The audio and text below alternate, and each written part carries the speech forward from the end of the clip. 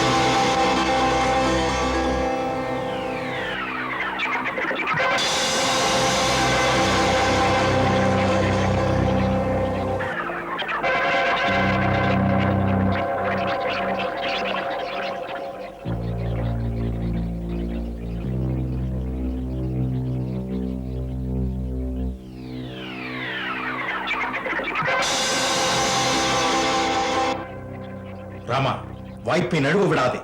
இது சூரியாஸ்தமன சமயம். இரவு நேரம் வந்துவிட்டால் இந்த மாயாவி அரக்கர்களுக்கு பலம் வளர்ந்துவிடும். பிறகு இவர்களை வெல்லவே முடியாது. இது நான் இடும் கட்டளை. அவளை கொன்றுவிடு. முனிசிரேஷ்டரே, பெற்றெடுத்த தந்தையின் கட்டளை தம்முடைய ஆணைப்படி நடக்க வேண்டும் என்று.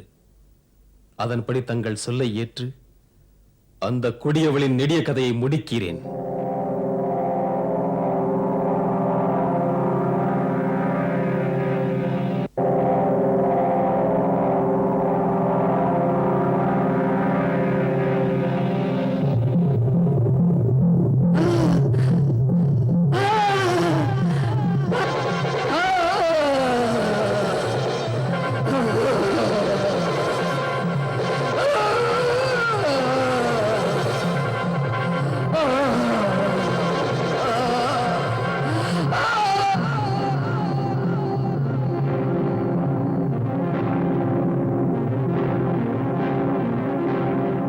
சந்தோஷம் ராமா.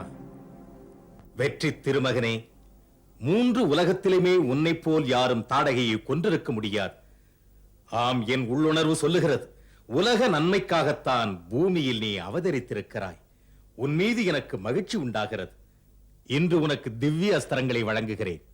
அவை உலகத்திலும் யாரிடத்திலும் இல்லாதவை. தமது அருளுக்கு, அன்புக்கு பாத்திரமானேன். தாம் இந்த எளியவனை உயர்த்தி விட்டீர்கள் முனிவரே. அப்போதே தெரியும் ராமா. வசிஷ்ட முனிவர் உனக்கு எல்லா பயிற்சியும் அளித்து யுத்தக் கலையில் உன்னை மேதையாக்கியிருக்கிறார். மேலும் இன்று நான் உனக்கு அளிக்கப் போகும் அஸ்திரங்கள் அந்த தேவர்களுக்கும் கிடைக்காதவை. மண் உலகிலும் விண்ணுலகிலும் விஞ்ஞான சாதனைகள் மூலமாக ஆன்மீக சக்தியினால் அவைகளை வசப்படுத்தினேன். அந்த திவ்யாஸ்திரங்கள் அனைத்து உலகத்திலும் என்னை தவிர வேறு யாரிடத்திலும் கிடைக்காது.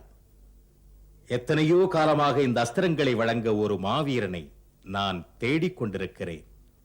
சமுதாயத்திற்கு பயன்படுத்த நான் பெற்ற அஸ்திரங்களை கொடுக்க வீர மைந்தனே, இனி வருங்காலத்தில் தீய சக்திகளிலிருந்து இந்த பூமியை காத்து கை கொடுக்க நீ பேரெழுச்சி கொள்ள வேண்டும்.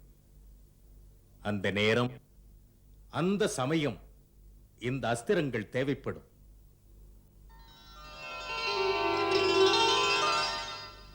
ராமா, சத்திரியர்கள் ஆயுதம் ஏந்துவது மிகவும் அவசியம். அப்படி அஸ்திரம் ஏந்துவதற்கும் ஒரு விதிமுறை இருக்கிறது. தேசம், சமுதாயம் தீவரின் பிடியில் தவிக்கும் போது காப்பதற்கு ஆயுதம் ஏந்துவது வீர மகனின் கடமை, தர்மம். ஆனால் வீண் அகந்தையால் வலிமையை அடுத்தவருக்கு காட்டுவதற்காக ஒருவரை தாக்குவதோ ஆக்கிரமிப்பு செய்கிறதோ வீர மைந்தருக்கு பெருமை அல்ல. இந்த அஸ்திரங்களை உனக்கு வழங்குவதற்கு நீ தரும் குருதட்சணை நிரபராதி மீது கண்டிப்பாக இதை நீ பிரயோகிக்க கூடாது. ஆனால் எங்கு பாவங்களும் அநியாயங்களும் அக்கிரமங்களும் தலை தூக்குகிறதோ அங்கே பாவிகளையும் கொடியவர்களையும் வேறறுக்க அஸ்திரங்களை நீ அவசியம் உபயோகிக்க வேண்டும். ராமா, எனக்கு உறுதிமொழி கொடு. கொடுத்துவிட்டு நான் வழங்கும் சக்தியை உனதாக்கிக் கொள்.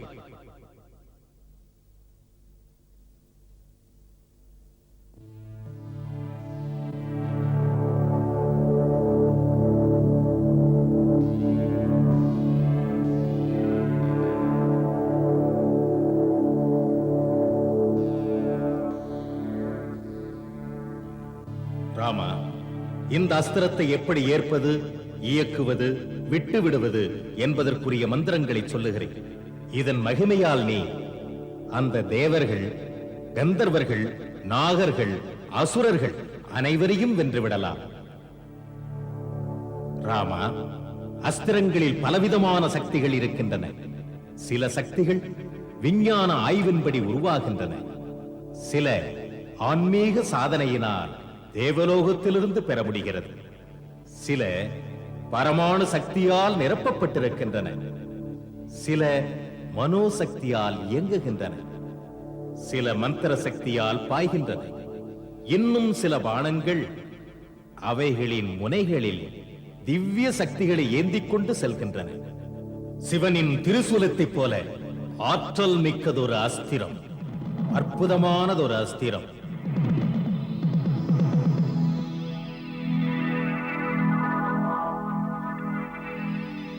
பிரம்மாஸ்திரம்.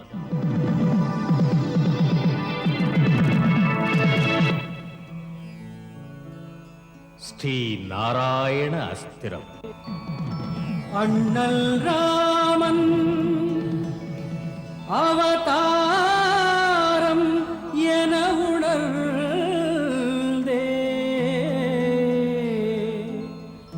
அளித்தார் முனிவரும் மந்திரோபதேசம்.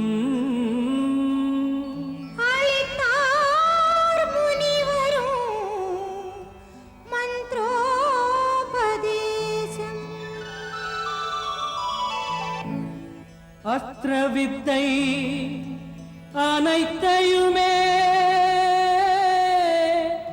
அளித்தே ஆசிரமம் வந்தார். காய்கனி கிழங்கே ஆசிரம வாழ்க்கையில்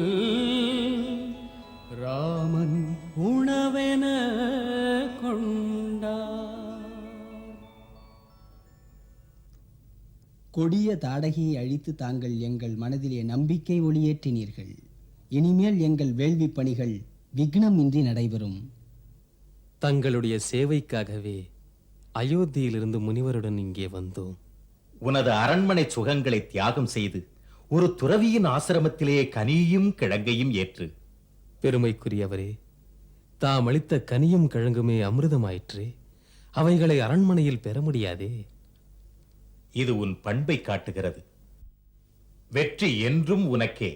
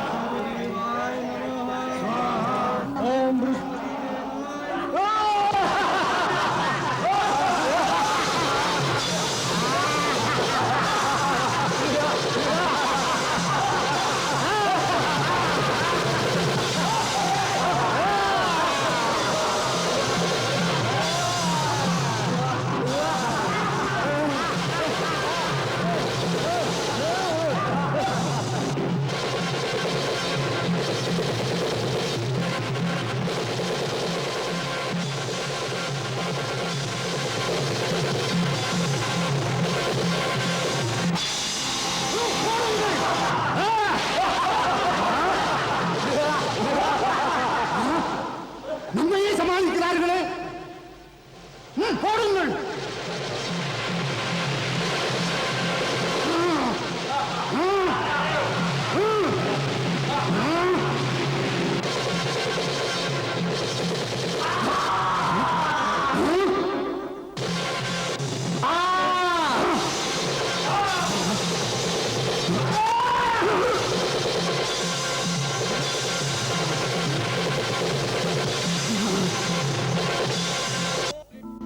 எய்தனன் பாணம் ஸ்ரீராமன் வில்லாலே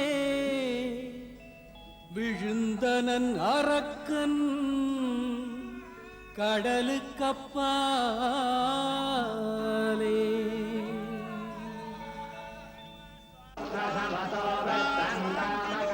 தசரத நந்தனா, சுபாகுவை கொன்று மாரீச்சனை வென்று எங்களது இந்த சித்தாசிரமத்திற்கு அச்சம் நீக்கி அமைதி தந்தாய். தவ முனிவர்களின் சார்பிலே நான் உங்கள் இருவருக்கும் அஞ்சலிகளை செலுத்துகிறேன். பூஜைக்குரியவரே, அப்படி சொல்லாதீர்கள். அன்புடன் எங்களை வாழ்த்துங்கள். குருதேவா, தாம் வழங்கிய அறிவுரை அஸ்திர சஸ்திர சக்தியினால் தான் நாங்கள் கொடியவரை அழிக்க முடிந்தது. இது உன் அடக்கத்தை காட்டுகிறது. அற்புதங்களை சாதித்தும் அதை செய்து முடித்த அகந்தை உன்னிடம் இல்லவே இல்லை. உனக்கு என்றும் வெற்றி கிட்டட்டும். மாமுனிவரின் திருவடிகளுக்கு எனது வணக்கம். நன்மை உண்டாகட்டும். குருதேவா, மிதிலாபுரி மன்னவர் ஜனகரின் ஒரு விசேஷ தூதுவர் செய்தியுடன் தம்மை தரிசிப்பதற்கு வந்திருக்கிறார். தங்கள் அனுமதியை எதிர்நோக்கி. அந்த மதிப்பிற்குரியவரை அதிதி விடுதிக்கு அழைத்துச் செல். அவரை உபசரிக்க. அவரை பார்க்க நானே அங்கு வருகிறேன். நாம் செய்தியறிந்து மகிழ்ச்சி அடைந்தோம். மன்னர் ஜனகர் அவருடைய மகள் ராஜகுமாரி சீதைக்கு சுயம்வரம் நிச்சயித்திருக்கிறார். முனிவரே, தங்கள் ஆசீர்வாதத்தால் சுயம்பரம் நல்லபடியாக நடந்து முடிய வேண்டும். அதற்காக மன்னர் அவர்கள் தங்களிடம் பிரார்த்தித்து செய்தி சொல்ல அடியேனை அனுப்பியிருக்கிறார். நாம் விதேகராஜன் ஜனகரின் அழைப்பிற்காக பெருமகிழ்ச்சி அடைந்தோம். மன்னருக்கு எமது வாழ்த்துக்களை சொல்லுங்கள். நாம் அவசியம் வருகிறோம்.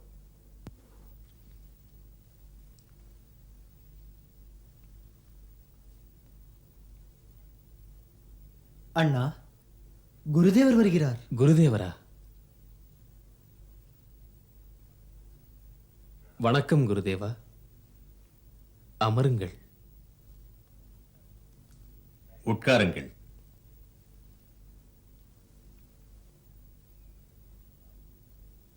ராமா, உன்னிடம் நான் பேச வேண்டியிருக்கிறது. குருதேவா, தமக்கு சிரமம் எதற்கு? பார்க்க வேண்டும் என்று அழைத்தால் பார்ப்பதற்கு நானே வந்திருப்பேனே. உன்னை பார்க்க வருவதில் எனக்கு சிரமம் இல்லை. இது கிடைத்தற்கரிய ஆனந்தம். இன்று மகாராஜா ஜனகரிடமிருந்து அழைப்பு வந்திருக்கிறது. அவர் மகள் சீதைக்கு சுயம்வரம் நடத்துகிறார். அந்த வைபவத்திற்கு என்னையும் அழைத்திருக்கிறார். என் விருப்பம் என்னவென்றால், நீங்கள் இருவரும் என்னுடன் மிதிலைக்கு வர வேண்டும். ராமா, இது விஷயமாக உனது அபிப்பிராயம் என்ன? குருதேவா, அன்பு கட்டளைக்கு முன்னால் எனக்கென்ற அபிப்பிராயங்கள் என்ன இருக்கிறது? இது கட்டளையிடுவதல்ல மைந்தா. அந்த நிகழ்ச்சிக்கு என்னுடன் வந்து இனிய அனுபவங்களை நீங்களும் பெற வேண்டும். இந்த ஆரியாவர்த்தத்தில் இருக்கின்ற அனைத்து ராஜகுமாரர்களும் சீதா சுயம்வரத்திலே அவரவர் பலத்தையும் திறமையையும் பெருமையையும் காட்ட வருவார்கள். முனிவரே, சுயம்வரம் என்று சொன்னால் ராஜகுமாரி தன் மனதிற்கேற்ற ஒருவனுக்கு மணமாலை சூட்டுவாள். அப்படி இருக்க பலத்திற்கும் திறமைக்கும் இதில் அவசியம் என்ன? அதற்காகத்தான் அந்த மகாராஜா ஜனகர் சீதையின் திருமணத்திற்காக ஒரு நிபந்தனை விதித்திருக்கிறார். அது என்ன? கேள் ரகுநந்தனா, அநேக காரணங்களால் இந்த சுயம்வரம் மிக்க அற்புதமானது. முதலாவது காரணம், அந்த சீதையே சுயமாக வந்து ஒரு அற்புத கன்னிகை. மற்றொரு காரணம் என்னவென்றால், மகாராஜா ஜனகரிடம் சிவபெருமானுடைய வில்லொன்று இருக்கிறது. அது சிவனால் தேவர்களுக்கு அளிக்கப்பட்டது. அதை தேவர்கள் ஜனகரின் முன்னோரான மகாராஜா தேவராஜனிடம் ஒப்படைத்திருந்தார்கள். சீதையை தெய்வீக குழந்தையாக மதித்த மன்னர் ஜனகர் இந்த முடிவுக்கு வந்தார். சீதையினுடைய திருமணத்தை சாதாரணமானவருடன் நடத்தக்கூடாதென்று அதற்காக ஒரு நிபந்தனையையும் விதித்தார். எந்த வீரமைந்தன் அந்த மகத்தான சிவதனுசை வளைத்து அதில் நாணேற்றுகிறானோ அவனுக்கே சீதை உரியவள் என்று. அந்த அற்புத காட்சியை காண ராமானி மிதிலைக்கு வர வேண்டும். அதை சொல்லத்தான் இங்கு வந்தேன். தங்கள் இஷ்டப்படியே குருதேவா. செல்வோம் ரகுநந்தனா. தங்கள் ஆணைப்படியே குருதேவா.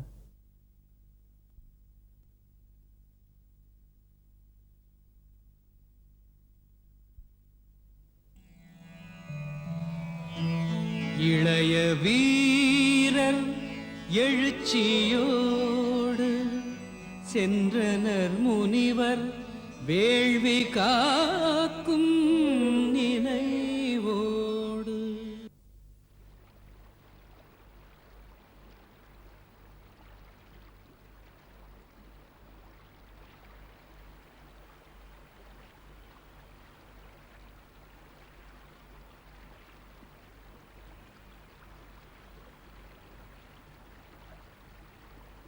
ரகுகுல திலகனே ராமா, குழந்தாய் லட்சுமணா, இதன் பெருமை தெரியுமா?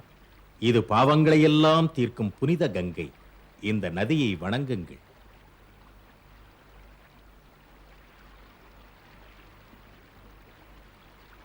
குழந்தாய் ராமா, புனிதமான கங்கா மாதாவை புஷ்பங்களால் பூஜை செய்.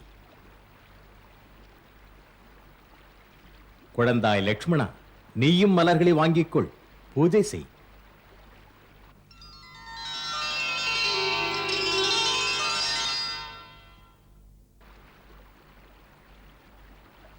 ராமா, இந்த புனிதமான கங்கா நதி உனது முன்னோர்கள் தந்தது. முன்னோர்கள் தந்தார்களா? ஆம், உட்கார்.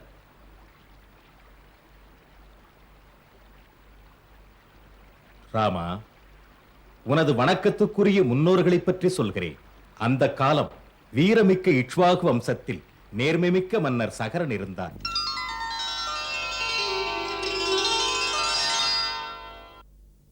அந்த மன்னர் அஸ்வமேத யாகம் செய்தார்.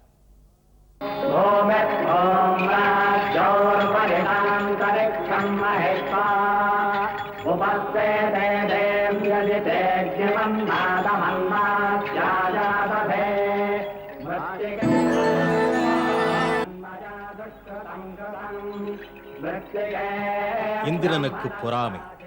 மன்னர் சகரனுடைய யாக குதிரையை கடத்தி பாதாளலோகம் கொண்டு சென்றான். அவன் அந்த யாக குதிரையை கபில முனிவரின் ஆசிரமத்தில் விட்டுவிட்டான். மன்னன் சகரனின் எல்லா மைந்தர்களும் குதிரையை தேடி பார்க்க பாதாளலோகம் வரை சென்றார்கள்.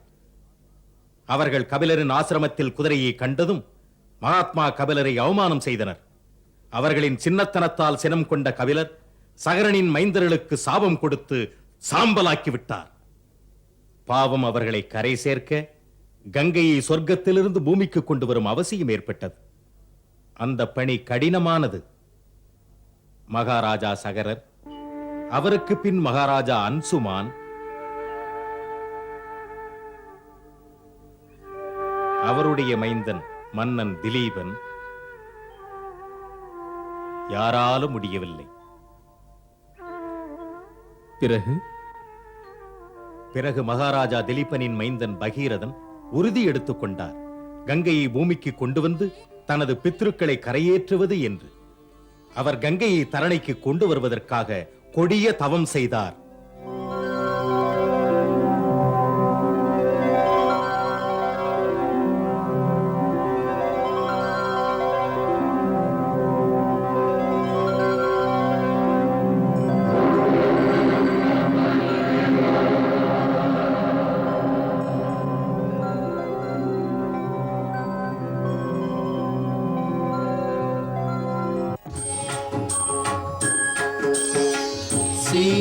சீதாராமன் புனித கதை கேளீரே, மதுரம் மிகுந்த அனுபவம் பெறவாரே.